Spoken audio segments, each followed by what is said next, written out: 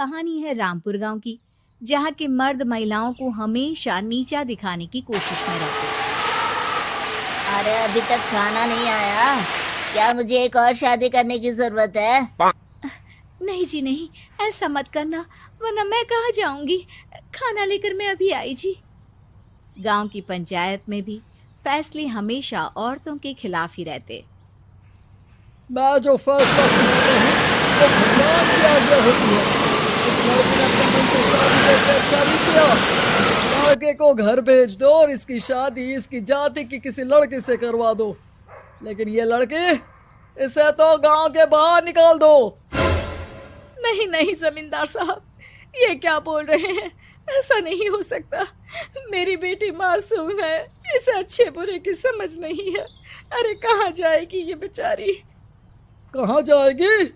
इतनी चिंता है तो पूरे परिवार का गांव निकाला कर देते हैं। बेचारे पूरे बसे बसाए परिवार को गांव छोड़ना पड़ता है। चाहे जो हो, अगर बेटियों को कंट्रोल नहीं कर सकते तो गांव में रहने का कोई मतलब नहीं है। यहाँ औरतों को दब कर रहना होगा। कोई भी अपने हिसाब से कुछ नहीं कर सकता, सब ईश्वर की मर्जी से ही होगा। तभी गांव का एक आदमी दौड़ा दौड़ा आता है। सरपंच साहब, जमींदार साहब, वो कालिया है ना, उसकी बेटी पढ़ने के लिए शहर जा रही है। अच्छा, ये कब हो गया? और कालिया की हिम्मत कैसे हो गई ऐसा करने की? लेकर आओ उसे और उसकी बेटी को। बस फिर क्या था, हाजिर हो जाते हैं कालिया और उसकी बेटी सरपंच के सामने। अरे कालिया, ये क्या सुनने में आ रहा है? बेटी को इंजीनियर बना रहा है तू? और ये बता, गांव में तो स्कूल नहीं है, फिर कहां से इतनी क्लास पास कर गई तेरी बेटी? राधा, जो कि कालिया की बेटी है, उसे लगता है कि सरपंच उसकी तारीफ कर रहे हैं। सरपंच जी, मैंने ऑनलाइन पढ़ाई की है, डिस्टेंस लर्निंग से। सभी में मैंने अच्छे नंबर पाए हैं, जिसे देखते हुए शहर की इंजीनियरिंग कॉलेज में मुझे स्कॉलरशिप मिली है। वाह जी वाह, क्या होती है ये? पहले तो ये बताओ, फिर आगे की बात करते हैं। पूरा गांव राधा की बात सुन रहा था और राधा बोलती जा रही थी। तो ऐसे मैं फ्री में एक अच्छी शिक्षा लेकर गांव में जो कुछ परेशानियां हैं, जैसे बिजली, पानी और इंटरनेट जैसी समस्याओं के लिए काम करूंगी। मैं गांव को शहर से जोड़ने के लिए पुल का निर्माण करवाने का प्रस्ताव रखूंगी। मुझे पूरी उम्मीद है कि जल्द ही हमारा गांव भी तरक्की की राह पर चल पड़ेगा। राधा की बात सुनकर सारे गांव वाले ताली बजाने लगते हैं। सरपंच को समझ नहीं आता कि वो क्या करे। चुप रह नादान लड़की, गांव के खिलाफ जाने के लिए तुझे गांव से बेदखल कर दिया जाएगा, वो भी पूरे परिवार के साथ। और हाँ, अगर ठीक से गांव में रहना चाहती है तो ये पढ़ाई लिखाई छोड़ दे। हम तेरे लिए गांव का कोई होनहार लड़का देखेंगे। तभी गांव का एक आदमी बोल पड़ता है। अरे नहीं नहीं सरपंच जी, राधा बिटिया जो बता रही है, अगर वैसा हो जाए तो हम लोगों को पैसा कमाने के लिए बाहर नहीं जाना पड़ेगा। हाँ जी, और ना ही कोसों दूर पानी के लिए भटकना पड़ेगा। हमारे बच्चे भी अच्छी पढ़ाई कर सकेंगे और आगे बढ़ेंगे, ना कि हमारी तरह खेती करते बैठेंगे। क्यों गांव वालों, राधा बिटिया का साथ देना चाहिए ना। सरपंच देखता है कि गांव राधा के साथ है तो वो चुप हो जाता है। वो घर आकर अपने सलाहकार से बात करता है, जो बहुत ही चालाक किस्म का इंसान होता है। अरे सरपंच साहब, आपको बहुत ही होशियारी से काम लेना पड़ेगा। एक बार गांव तरक्की कर गया, यहाँ के बालक पढ़ लिए तो कोई ना पूछेगा आपको।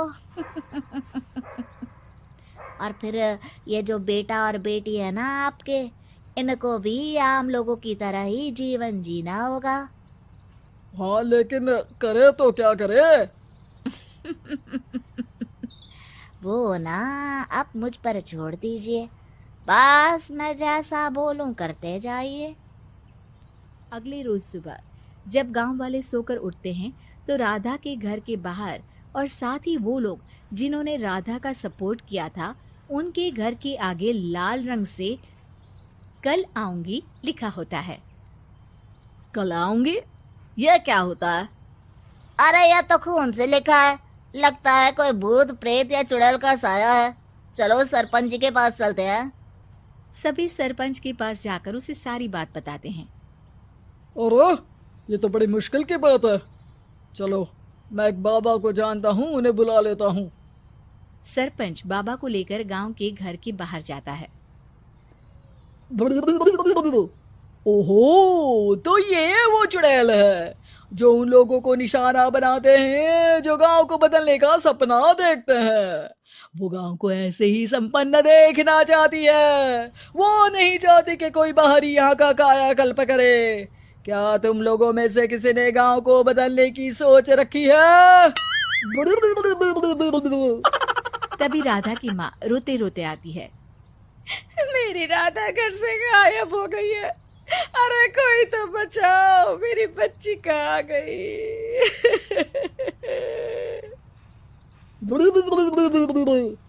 ले गई वो चुड़ैल, तेरी बच्ची को ले गई। अब वो उसे श्रापित करके छोड़ेगी, उस पर चुड़ैल का साया हो जाएगा। तभी बुरी सी हालत में राधा भी वहां आ जाती है। उसके बाल चुड़ैल की तरह फैले होते हैं और कपड़ों में खून लगा होता है। सभी राधा को देखकर डर जाते हैं। माँ, पता नहीं मुझे कौन उठा कर ले गया था। अरे दूर दूर हो जा चुड़ैल, अब हम लोग इस गांव में नहीं रुकेंगे। अरे कैसे बातें कर रहे हैं आप?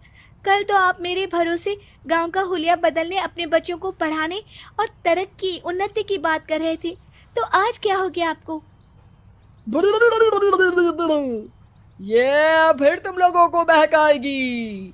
ये चुड़ैल गांव में आ चुकी है, ऐसे ही ये तुम्हारे घर के बच्चों को भी ले जाएगी। गांव वाले राधा को गांव से बाहर निकाल देते हैं। उसके माँ बाप रोते रहते हैं, लेकिन गांव वाले नहीं मानते। मैं भी अपनी बहन के साथ गांव के बाहर रहूंगा, लेकिन वो पढ़ाई नहीं छोड़ेगी। वहीं सरपंच के घर पर सलाहकार कहता है। देखा, सांप भी मर गया और लाठी भी नहीं टूटी।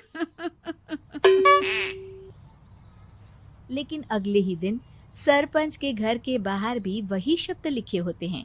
और फिर सरपंच की बीवी कहती है, हमारी बेटी को किसी ने अगवा कर लिया है। तभी राधा का भाई वहां आ जाता है। अरे गांव वालों, मैंने सरपंच जी की बेटी को देखा था। वो चुड़ैल उसे उठाकर ले जा रही थी। अरे क्या मजाक कर रहे हो? नहीं नहीं सरपंच जी, आप नहीं जानते। वो चुड़ैल अब आपकी बेटी में आ जाएगी, जैसे राधा के अंदर आ गई थी। तभी सरपंच की बेटी वैसी ही हालत में वहां आती है जैसे राधा आई थी। पापा, पता नहीं कैसे मैं गायब हो गई थी। चुड़ैल, इसके अंदर भी चुड़ैल का साया है, मारो इसे।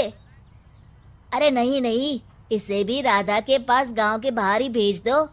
अरे चुप रहो, मेरी बेटी कहीं नहीं जाएगी और चुड़ैल वुड़ैल कुछ नहीं होता है। अरे कैसे बात कर रहे हो सरपंच जी? आप तो बोल रहे थे कि आपका फैसला भगवान का ज्ञान होता है, तो अपने पर बात आई तो अब आप ऐसे बोल रहे हैं। अरे ना ना ना, आपको अपनी बेटी को त्यागना ही होगा। अरे बुलाओ बाबा को। राधा का भाई बाबा को ले आता है, जिसे अब गांव वालों के डर के कारण सच बोलना पड़ता है। मैं कोई बाबा नहीं हूँ, मैं तो मोची था। ये सलाहकार महोदय ने मुझे कहा था एक्टिंग करने को। अब वो मुझे पैसे देने वाले हैं। अब मुझे माफ कर दो। गलती हो गई, मुझे माफ कर दो। तभी वहां राधा आ जाती है। देखा सरपंच जी, जब गांव के बच्चे साक्षर होंगे तो आप जैसे लोगों की चालाकी नहीं चलेगी।